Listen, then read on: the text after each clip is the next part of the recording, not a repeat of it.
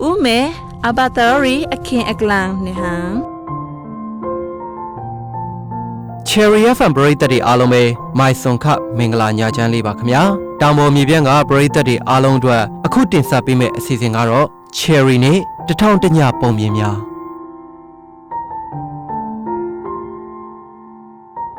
Cherry FM ပရိသတ်တွေအခုလိုညချမ်းချိန်ခါမျိုးလေးမှာအိယာဝင်တေးလေးတွေနားမထောင်ခင်ပုံမြင်ဇာတ်လမ်းလေးတွေကိုကျွန်တော်ဝေယံကနေပြီးတော့ပြပြပေးကြပါမယ်အခုပြပြပေးမယ့်ပုံမြင်စာအုပ်ဟာဆိုရင်လေ1980ပြည့်နှစ်အမျိုးသားစာပေဘာသာပြန်စုရစာအုပ်တို့ဖြစ်တဲ့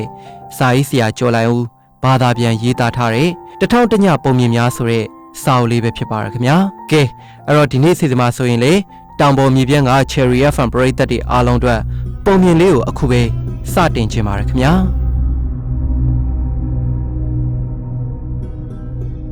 ကဲ Cherry FM ကိုနားထောင်နေကြတဲ့ပရိသတ်များခင်ဗျာအခုဆိုရင်တော့ကျွန်တော်တို့ Cherry FM ကနေပြီးတော့ပရိသတ်တွေအတွက်ကိုတထောင်တညပုံမြင်များဆိုတဲ့စာအုပ်ကလေးကိုဖတ်ပြပေးရတော့မယ့်အချိန်ကိုရောက်လာခဲ့ပြီဖြစ်ပါတယ်အဲဒီတော့ပြီးခဲ့တဲ့တစ်ခေါက်ကကျွန်တော်တို့ရနာခဲ့ရတဲ့ဝိထုဇလန်နေရာလေးဟာဆိုရင်တော့ဒါယေဒနာကုံတဲ့ကလူစိမ်းတယောက်နဲ့သူတွေ့ခဲ့တယ်အဲဒီခါမှာလူစိမ်းကလည်းသူ့ကိုမျက်စိတစ်ဖက်ကိုသူခေါ်သွားခဲ့တယ်အဲဒီလိုနဲ့ယေဒနာကုံတဲ့ကသူတစ်ဖက်ကန်းကိုရောက်သွားခဲ့တဲ့အခါမှာကြတော့လေဒါသူ့အတွက်ကတခါမှမရောက်ဘူးသူလည်းမသိတဲ့လမ်းတစ်ခုစီကိုသူရောက်လာခဲ့တယ်အဲဒီတော့ဒီဝိထုဇလန်မှာကယေဒနာကုံတဲ့ကလေသူ့အတွက်ဘယ်လိုမျိုးအဖြစ်အပျက်တွေထပ်ပြီးတော့ဖြစ်ပေါ်တာတွေကိုသူကြုံတွေ့ရအောင်မလဲဆိုတာကစိတ်ဝင်စားဖို့လည်းကောင်းပါတယ်အဲ့တော့ဒီနေ့မှာလေ Cherry ပရိသတ်တွေနဲ့အတူတူကျွန်တော်ဒီဇလန်လေးကိုရှေ့ဆက်ပြီးတော့ဖတ်ကြည့်ကြပါရခင်ဗျာ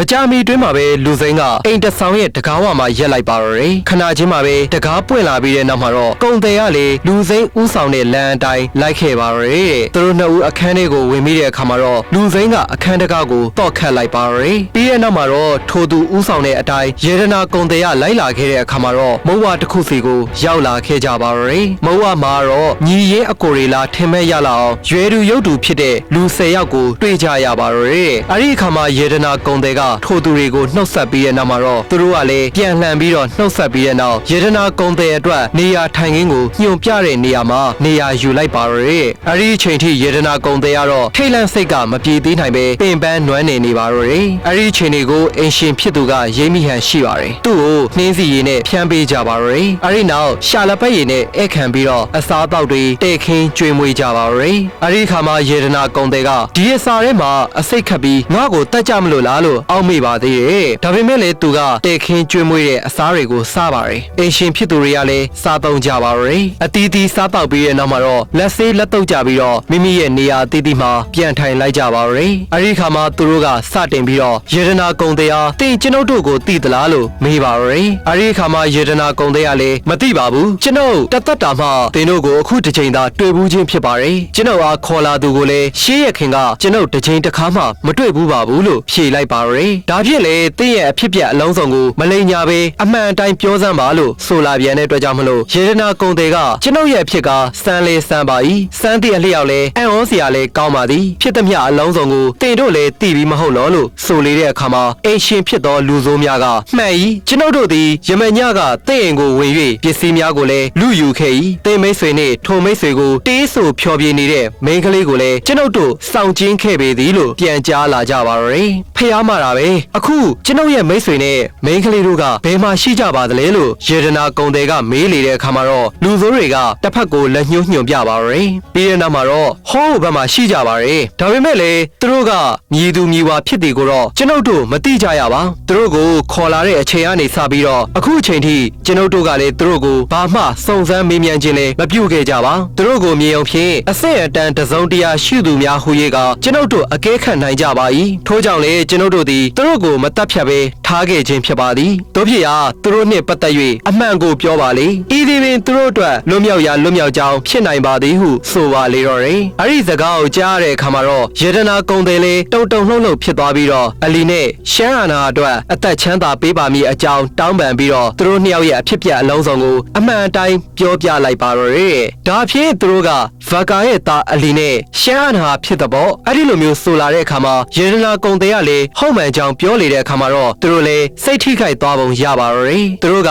အချင်းချင်းပဲအလီတို့ကိုတောင်းပန်စကားပြောပြီးတော့ယေဒနာကုံတဲ့ဘက်ကိုလှည့်ပြီးဒီဟာတွေကတော့တဲ့ရင်ကတည်ယူလာခဲ့တဲ့ပစ္စည်းအချို့ဖြစ်ပါတယ်တချို့ကိုတော့ကျွန်ုပ်တို့သုံးဆွဲခဲ့မိပါတယ်အခုရှိသမျှတို့ကိုတဲ့ကိုပြန်ပြီးတော့ပေးပါတယ်တဲ့ယူသွားပါတော့လေလို့ဆိုတဲ့အခါမှာတော့ပစ္စည်းတွေကိုယေဒနာကုံတဲ့အိမ်စီကိုပြန်ပို့ဖို့အတွက်စီစဉ်ကြပါတော့တယ်အဲဒီအခါမှာပဲယေဒနာကုံတဲ့လေးစိတ်သက်သာရာရရှိသွားပါတော့တယ်ယေဒနာကုံတဲ့ကအလီနဲ့ရှမ်းအနာထန်စီကိုလာခဲ့ပါတယ်အလီတို့နှစ်ယောက်မှာတော့အလွန်ပဲထိတ်လန့်တုန်လှုပ်နေကြပါတယ်ယေဒနာကုံတဲ့ကလည်းသူတို့နှစ်ဦးကိုနှုတ်ဆက်ပြီးတဲ့နောက်တခင်မလက်ဆွဲတော်မိန်းကလေးနဲ့ကြံမိန်းကလေးနှစ်ဦးတို့မြည်တို့ဖြစ်ပြီးမြည်သည့်ရက်တို့ရောက်ကြလေသနည်းလို့မေးလေတဲ့အခါမှာသူတို့နှစ်ဦးစလုံးကပင်မသိကြောင်းဖြေကြပါတော့တယ်အဲဒီနောက်လူဆိုးတွေကယေဒနာကုံတဲ့နဲ့တကွအလီတို့မောင်နှံကိုလွှတ်ပေးလိုက်တဲ့အပြင်လိုက်ပို့ရန်လူတွေကိုလည်းထည့်ပေးလိုက်ကြပါတော့တယ်သူတို့လည်းလူဆိုးတွေနဲ့အတူလာခဲ့ကြတဲ့အခါမှာလှေကြီးတစ်စင်းစိုက်ကပ်ထားတဲ့မြေကမ်းပါးစီကိုရောက်လာခဲ့ကြပါတော့တယ်အဲဒီလှေကြီးကတော့ယမနေ့ကယေဒနာကုံတဲ့အားတင်ဆောင်ခေါ်ယူလာခဲ့တဲ့လှေဖြစ်ပါတယ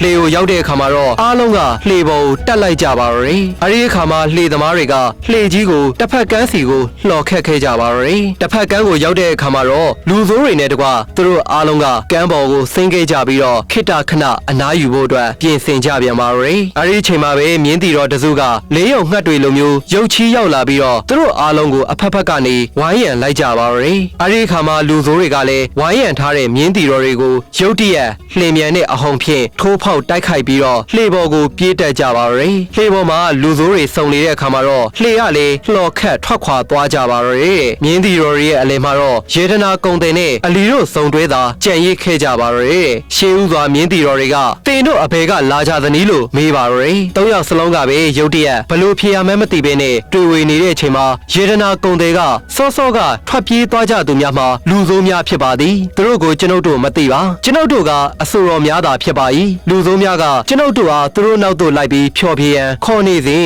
ယခုကဲ့သို့တင်တို့ရောက်လာတဲ့အတွက်ကျွန်ုပ်တို့သက်သာရာရပါသည်ဟုဖြေကြားလိုက်ပါရဲ့ဒါပေမဲ့လည်းမြင်းတီတော်တွေကယေဒနာကုံတဲ့ရဲ့အဖြေကိုကျေနပ်လှပုံမရပါဘူးတဲ့အထူးသဖြင့်အလီနဲ့ရှမ်းအနာကိုကြည့်ရပုံကလည်းသူတို့ဖို့အကဲမရလှပါဘူးတဲ့အဲ့ဒါကြောင့်မြင်းတီတော်မှုကယေဒနာကုံတဲ့ဘက်ကိုလှည့်ပြီးတော့ဤတို့ထပ်ပြီးပြောပြန်ပါရဲ့တင့်စကားလာမှမှန်ကန်ပုံမရလှပေဘူးတင်အမှန်ကိုပြောသည်ဆိုမှုတင်ဤအမည်နာမနှင့်နေရလိပ်စာကိုပြောတော့ဒီတော့ယေဒနာကုံတဲ့ကလည်းရုတ်တရက်ဘာပြောရမှန်းမသိပဲဖြစ်သွားတော့တာပေါ့အဲ့ဒီအချိန်မှာပဲရှမ်းအနာဟာကမြင်းတီတော်အပေါကိုချင်းကပ်သွားပြီးတော့တီတိုစကားဆိုလိုက်ပါရဲ့အဲ့ဒီအခါမှာမြင်းတီတော်မှုကမြင်းပေါ်ကနေဆင်းပြီးတော့ရှမ်းအနာကိုသူ့မြင်းထက်သို့တင်ပြီးခေါ်ဆောင်သွားပါရဲ့အခြားမြင်းတီတော်နှစ်ဦးတို့ကလည်းအလီဗင်ဗကာနဲ့ယေဒနာကုံတဲ့တို့ကိုမိမိတို့ရဲ့မြင်းသီးသီးပေါ်မှာတင်ပြီးတော့ခေါ်ဆောင်သွားကြပါရဲ့မြင်းတီတော်တို့ကလည်းမြေကမ်းအတိုင်းလာခဲ့ပြီးတော့တနေရာရောက်မှမြင်းတီတော်တွေကအော်ဟစ်အချက်ပေးလိုက်တဲ့အခါမှာတော့လှေနှစ်စင်းနဲ့လူအချို့ကမြစ်ကိုကူးလာခဲ့ကြပါရဲ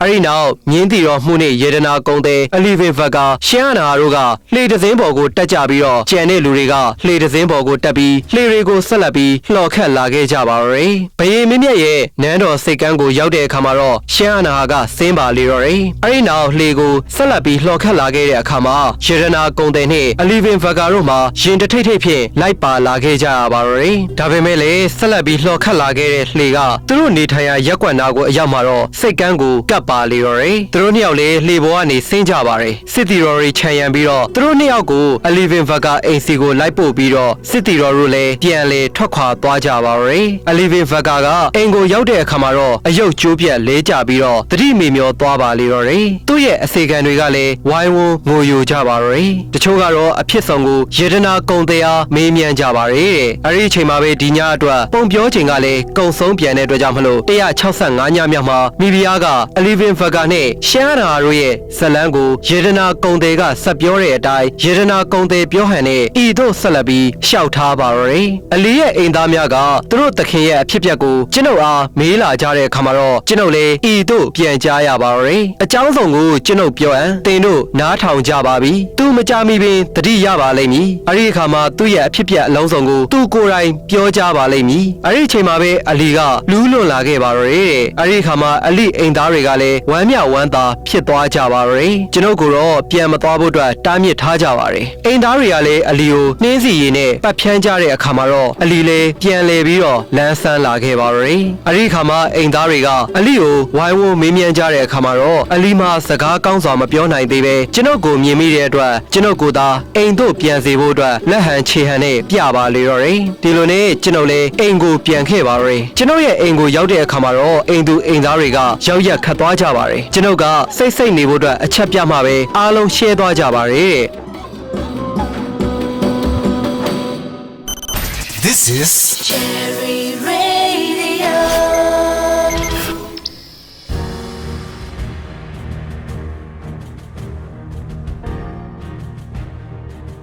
ကျွန်ုပ်လေအဲ့ဒီတညလုံးအိတ်လိုက်တာကနောက်တနေ့မွန်းတဲ့ခါနီးမှာပဲအိယာနီနိုးလာခဲ့ပါရယ်အဲ့ဒီခါမှာကျွန်ုပ်ရဲ့အပမှာအိမ်သားတွေနဲ့တကွမိတ်ဆွေတွေဝိုင်းရံနေတာကိုတွေ့ရပါရယ်သူတို့ကကျွန်ုပ်ကိုအဖြစ်တစ်နှစ်အလုံးစုံကိုမေးမြန်းကြပါရယ်ကျွန်ုပ်လေရုတ်တရက်ဘာမှပြန်မဖြေနိုင်သေးပဲရေကိုဥစွာတောင်းရပါရယ်ရေတောက်ပြီးမှပဲကျွန်ုပ်ရဲ့ပစ္စည်းတွေယူထားတဲ့မိတ်ဆွေအချို့ကိုပြန်ရမရမေးတဲ့အခါမှာတော့သူတို့ကလည်းအချို့ကိုလူတစ်ယောက်လာပို့ကြောင်းပြောကြပါရယ်ကျွန်ုပ်ကတော့ကျွန်ုပ်ရဲ့အဖြစ်မှန်ကိုမပြောနိုင်ခဲ့ပါဘူး။အဲဒီနောက်ပိုင်းမှာတော့ကျွန်ုပ်ကအိမ်ထဲမှာသာအောင်းနေခဲ့ပါတယ်။အလီရဲ့ကိစ္စမှာပါဝင်ပတ်သက်ခဲ့မှုနဲ့ပတ်သက်ပြီးတော့နောင်တတရားကြီးစွာရခဲ့တာနဲ့အမျှအသက်အန္တရာယ်မကြုံခဲ့ရတဲ့အတွက်ဖျားရှင်မြတ်ကိုလည်းကျေးဇူးတင်ရပါရယ်။အဲဒီရက်များအတွင်းကျွန်ုပ်ကအလီအိမ်ကိုလည်းမသွားဘဲနဲ့နေခဲ့ပါတယ်။ဒါပေမဲ့လည်းစိတ်ထဲကတော့မိဟောင်းဆွေဟောင်းတွေထံသို့သွားရောက်လက်ပတ်တင်တယ်လို့ထင်မြင်လာခဲ့တယ်။အထီးကျန်နေရတာလည်းညင်းငွေလာခဲ့ပါတယ်။အဲဒါကြောင့်ကျွန်ုပ်ကတနေ့မှာတော့အထည်ဆိုင်တန်းဘက်ကိုထွက်လာပြီးတော့မိတ်ဆွေတယောက်ရဲ့ဆိုင်မှာဝင်ထိုင်မိပါရယ်အတန်ကြာတဲ့အခါမှာတော့ကျွန်ုပ်ကအဲ့ဒီဆိုင်ကနေထအံပြုတ်တဲ့အချိန်မှာအဲ့ဒီအခိုက်မှာပဲကျွန်ုပ်ကမိန်းကလေးတယောက်နဲ့မျက်နှာချင်းဆိုင်မိခြင်းဖြစ်ပါတယ်အဲ့ဒီမိန်းကလေးကတော့ရှမ်းအနာရဲ့ကျုံမိန်းကလေးပဲဖြစ်ပါတယ်ကျွန်ုပ်ကအဲ့ဒီမိန်းကလေးကိုမြင်လိုက်ရတာနဲ့မျက်လုံးတွေပြာဝေသွားခဲ့ပါတယ်အဲ့ဒါကြောင့်နေရာနေခတ်တုတ်တုတ်ထွက်လာခဲ့ပါရယ်မိန်းကလေးကတော့ကျွန်ုပ်ရဲ့နောက်ကနေထက်ချက်မကွာလိုက်လာခဲ့ပါတယ်သူကကျွန်ုပ်ကိုမှီတာနဲ့ခဏကလေးနေပါဦးပြောစရာကလေးရှိလို့ပါလို့ဆိုလာခဲ့ပါရယ်ဒါပေမဲ့လည်းကျွန်ုပ်ကရက်မနေပဲဆက်ပြီးရှောက်လာခဲ့တဲ့အခါမှာဝိပုကျောင်းဆောင်တစ်ခုအနီးကိုရောက်လာခဲ့ပါရယ်ဝိပုကျောင်းဆောင်နာကိုရောက်တဲ့အခါမှာတော့ကျွန်ုပ်လည်းဝိပုကျောင်းထဲကိုဝင်ခဲ့ပါရယ်မိန်းကလေးကလည်းဝိပုကျောင်းထဲကိုလိုက်ဝင်လာခဲ့ပါရယ်ဝိပုကျောင်းမှာကျွန်ုပ်ကဖျားဝိပုပြီးတော့လှည့်ကြည့်လိုက်တဲ့အခါမှာမိန်းကလေးကိုတွေ့နေရသေးတဲ့အတွက်ကျွန်ုပ်ကသင်ပါလို့ရှိတယ်လေလို့မေးတဲ့အခါမှာမိန်းကလေးကကျွန်ုပ်နဲ့အလိအကြောင်းကိုမေးပါရယ်ကျွန်ုပ်လည်းအကြောင်းစုံကိုပြောပြပြီးတော့သူ့ရဲ့ဖြစ်ကိုမေးတဲ့အခါမှာသူကဤသို့ဖြေပါလေတော့ရယ်ဟိုညကလူဆိုးတွေအိမ်ထဲဝင်လာတာနဲ့ကျွန်ုပ်လည်းအကြောက်ကြီးကြောက်သွားပါတယ်ပထမမှာတော့လူဆိုးတွေကဘယေမြင့်မြတ်ရဲ့စစ်တီတော်တွေလို့အထင်ရောက်ပြီးတော့ကျွန်ုပ်နဲ့တကွသခင်မတို့အဖမ်းခံရပြီးအပြစ်ပေးခံရတော့မယ်လို့ထင်မိပါတယ်အဲဒါကြောင့်ကျွန်ုပ်တို့ကြုံမင်းကလေးတစုကအိမ်ခေါမိုးပေါ်ကိုထွက်ပြေးပြီးတော့အိမ်ခေါမိုးပေါ်ကနေခုန်ချပြီးလမ်းသွားလမ်းလာအချို့ရဲ့အကူအညီနဲ့နန်းတော်ကြီးစီကိုပြန်ရောက်ခဲ့ကြပါရယ်ဒါပေမဲ့လည်းအဖြစ်မှန်တွေကိုကျွန်ုပ်တို့ကဖုံးကွယ်ထားခဲ့ကြပါတယ်ဒီလိုမျိုးအဖြစ်မှန်ကိုဖုံးကွယ်ထားပေမဲ့လည်းသခင်မကိုမတွေ့ရတဲ့အတွက်ကျွန်ုပ်တို့စိတ်မဖြောင့်ကြပါဘူးအဲဒါကြောင့်သခင်မရဲ့သတင်းကိုစနေနာကြပါရယ်လှေတစ်စင်းနဲ့မြေရိုးလျှောက်ပြီးရှာကြပါတယ်အဲ့ဒီအချိန်မှာပဲလှေနှစ်စင်းကိုတွေ့တဲ့အတွက်အဲ့ဒီလှေတွေနောက်ကိုလိုက်လာခဲ့တဲ့အခါမှာတနေရာမှာတော့လှေတစ်စင်းပေါ်ကနေမိန်းကလေးတစ်ယောက်ဆင်းသွားတာကိုတွေ့ရပါရယ်အဲ့ဒီမိန်းကလေးကိုတေးသေးချာချာကြည့်တဲ့အခါမှာတော့သခင်မဖြစ်နေတာကိုတွေ့ရတဲ့အတွက်ကျွန်ုပ်တို့လည်းလှေပေါ်ကနေဆင်းပြီးတော့သခင်မရဲ့အပါကိုလာခဲ့ကြပါရယ်အဲ့ဒီချိန်မှာပဲဒီညအတွက်ပုံပြောချိန်ကကုံဆုံးပြန်ပါရယ်166ညမြောက်မှာတော့မိဖုရားရှာရာဇက်ကယေရနာကုံတယ်ကသူ့ရဲ့အတွေ့အကြုံကိုပြောပြတဲ့အတိုင်းဤသို့ဆက်လက်ပြီးတော့ရှောက်ထားပါရယ်ကျွန်ုပ်လည်းသခင်မကိုတွေ့လိုက်ရတဲ့အခါမှာတော့မျှော်လင့်ချက်အားလုံးအဆုံးထားပြီးမှပြန်တွေ့ရတဲ့အတွက်လွန်စွာအံ့ဩဝမ်းမြောက်ရပါရယ်ကျွန်ုပ်လည်းသခင်မရဲ့အပါကိုရောက်တဲ့အခါမှာတော့သခင်မကသူ့ကိုလိုက်ဖို့သူအားရွှေရင်းကား1000ပေးရန်အမိန့်ချမှတ်တဲ့အတွက်ကျွန်ုပ်လည်းသခင်မကိုလိုက်ဖို့သူအားရွှေရင်းကားတွေကိုထုတ်ပေးလိုက်ပါရယ်အဲဒီနောက်အဆောင်ကိုခေါ်လာခဲ့ကြပြီးတော့အိယာပေါ်မှာလျှောင်းနေစေပါရယ်အဲဒီညကတညလုံးပဲသခင်မမှာတလူလူတလိမ့်လိမ့်ဖြစ်နေခဲ့ရပါရယ်အဲဒီနောက်သခင်မကတတိမေမျောသွားဟန်ရှိပါတယ်နောက်တနေ့မှာတော့ကျွန်ုပ်လည်းအချမ်းရံမိမတွေနဲ့သိန်းကွတ်ကြီးတွေကိုသခင်မအားတရံမလက်စောင့်ကြည့်ဖို့အတွက်တာဝန်ပေးခဲ့ပါရယ်သခင်မတတိယလာတဲ့အခါမှာတော့ကျွန်ုပ်ရဲ့စိတ်ထဲမှာသခင်မတေရွာနေပြန်လာတယ်လို့တောင်အောက်မေ့မိခဲ့ပါရယ်ကျွန်ုပ်လည်းသ ခင်မကိုနှင်းစီရည်နဲ့ဖြန်းပတ်ပြီးအဝတ်တွေကိုလဲလှယ်ပြီးတော့ခြေလက်တွေကိုလည်းစေးကြောပေးပါရယ်ပြီးတဲ့နောက်မှာတော့သခင်မကိုအရက်ချိုတစ်ခွက်တိုက်ပါတယ်သခင်မလည်းကောင်းကောင်းသတိရလာတဲ့အခါမှာတော့ကျွန်ုပ်ကပဲသခင်မရဲ့အဖြစ်တဲ့အလုံးစုံကိုမေးမြန်းကြည့်ပါရယ်အဲဒီတော့မှပဲသခင်မကသူ့ကိုလူဆိုးတွေခေါ်သွားပုံသူမြည်သူမြည်ဝါဖြစ်သူကိုမေးမြန်းတဲ့အခါမှာတော့သူကအဆိုတော်တူတာဖြစ်ကြောင်းဖြေကြားပုံအလီဗင်ဗကာကိုလည်းမေးမြန်းရမှာအလီဗင်ဗကာကတာမန်အရက်သားတူမျှတာဖြစ်ကြောင်းဖြေကြားတဲ့အတွက်သူတို့နှစ်ဦးစလုံးကိုလူဆိုးတွေကခေါ်သွားကြပုံကိုပြောပြပါရယ်ဒါပေမဲ့လည်းသခင်မမှာခန္ဓာကိုယ်မှာဝတ်စားထားတဲ့အဝတ်တွေနဲ့လေဆွဲရတနာတွေကြောင့်သခင်မကိုမယုံကြည်ကြပါဘူးတဲ့အဲဒီအချိန်မှာသခင်မလည်းဒီအဝတ်စားတွေနဲ့ယေဒနာတွေကြောင့်အသက်ခံရခြင်းလည်းခံရပါသည်သူမြည်သူမြည်ဝါဖြစ်သည်ဆိုတာကိုတော့မပြောဘူးလို့ဆုံးဖြတ်ထားပါတယ်တဲ့လူဆိုးတွေကလည်းသခင်မကိုမေးမရတဲ့အတွက်အလီဗင်ဗကာကိုမေးကြမြန်းကြလောက်ကြပါသေးတယ်အလီဗင်ဗကာကဘာမှပြန်မဖြေပါဘူးတဲ့အဲဒီအခါမှာသခင်မနဲ့အလီရောက်နေတဲ့အိမ်ရှင့်အကြောင်းကိုမေးမြန်းတဲ့အခါမှာတော့သခင်မကတင့်အိမ်ဖြစ်ကြောင်းပြောပြပါတယ်ဒီတော့လူဆိုးတွေကတင့်အကြောင်းကိုတီးပြီးဖြစ်ကြောင်းဤအိမ်မှာတင့်အိမ်ဖြစ်တော်လေတိမ်မနေကြောင်းတိမ်မှာအခြားတိမ်၌နေကြောင်းပြောပြပါသေးတယ်အဆုံးမှာတော့လူဆိုးတွေကသခင်မနဲ့အလီဗင်ဗကာတို့ကိုတယောက်စီခွဲထားပြီးတော့မကြမီမှာပဲ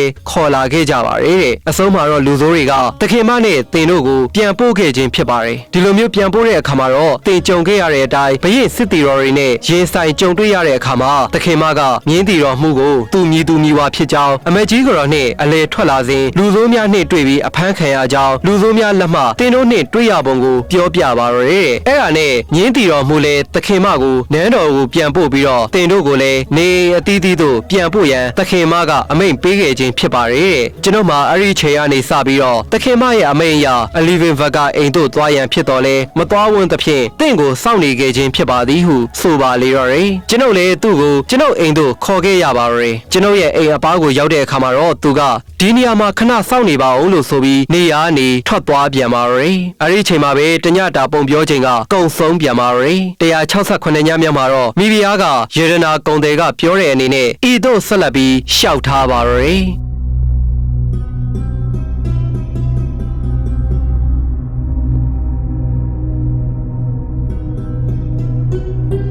ကဲပရိသတ်များခင်ဗျာအခုဆိုရင်တော့ကျွန်တော်တို့ရောက်ရှိနေတဲ့ဒီဝိထုဇလန်နေရာလေးရလေဒါမိဖုရားရှာရာဇက်ကယေရနာကုံတယ်ကသူကြုံတွေ့ခဲ့ရတဲ့အဖြစ်အပျက်တွေကိုပြန်ပြီးတော့ပြပြပေးနေတဲ့ပုံစံမှာကျွန်တော်တို့ဖတ်နေကြရတာအဲ့တော့ဒီဝိထုဇလန်မှာကနောက်ထပ်ဘယ်လိုမျိုးအဖြစ်အပျက်တွေဖြစ်ပေါ်လာအောင်မလဲဘယ်လိုမျိုးအကြောင်းတရားတွေရှိနေအောင်မလဲဆိုတာကလေဒါပရိသတ်တွေအားလုံးလည်းဆက်ပြီးတော့သိချင်နေကြမယ်လို့လည်းထင်တယ်ဒါပေမဲ့အခုကလည်းအချိန်ကလင့်သွားပြီဆိုတော့ကျွန်တော်ဒီလောက်နဲ့ပဲရပ်နာချင်ပါရခင်ဗျပြီးတော့ကျွန်တော်တို့ Cherry FM ရဲ့ဒီ Cherry နဲ့တစ်ထောင်တညပုံမြင်များအစီအစဉ်ကိုတော့ကျွန်တော်တို့ Cherry FM ရဲ့ official YouTube channel မှာလေ radio ထုတ်လွှင့်ခြင်းနဲ့တပြေးညီပရိသတ်တွေကကြည့်ရှုနားဆင်နေနိုင်ပြီပဲဖြစ်ပါတယ်ကျွန်တော်တို့ Cherry FM ရဲ့ official YouTube channel ရဲ့ profile ဟာဆိုရင်တော့ Cherry FM logo နဲ့ We Love Audience ဆိုတဲ့စာရန်လေးပါရှိပါရခင်ဗျာ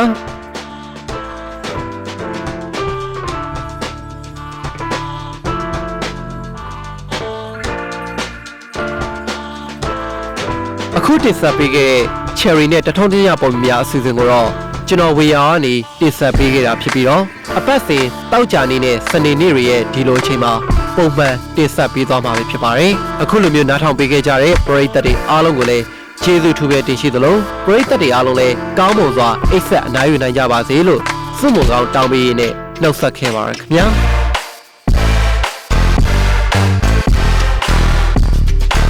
พุ่งถ่อมเสียงก้อนหวานสีให้สิ้นใส่มนต์สวยกุยามสีกำค้า